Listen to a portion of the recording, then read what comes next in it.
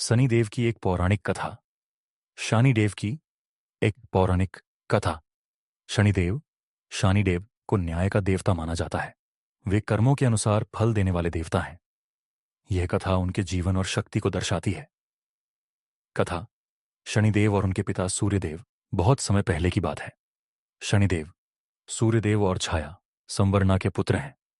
सूर्यदेव को शनि के जन्म के समय उसकी काली त्वचा देखकर संदेह हुआ कि यह उनका पुत्र है या नहीं।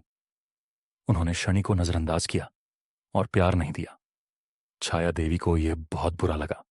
शनि बालक था, लेकिन उसमें तपस्या और भक्ति की शक्ति थी। उसने भगवान शिव की घोर तपस्या की और कई वर्षों तक बिना खाए पिए ध्यान लगाया।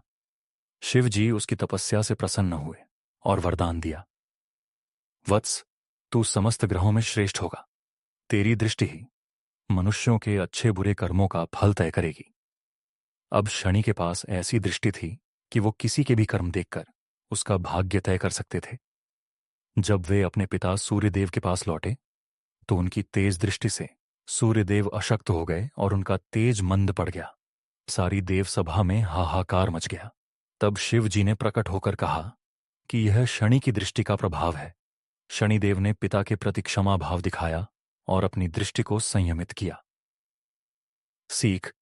शनिदेव हमें सिखाते हैं कि अच्छे कर्म करो, क्योंकि न्याय से कोई नहीं बच सकता।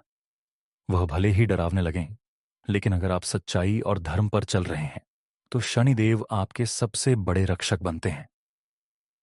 अगर आप चाहें तो मैं आपको और भी कथाएं बता सकता हूं, जैसे शनिदेव और राजा विक्रमादित्य की कथा या शनिदेव और हनुमान जी की कथा। बताइए, कौन सी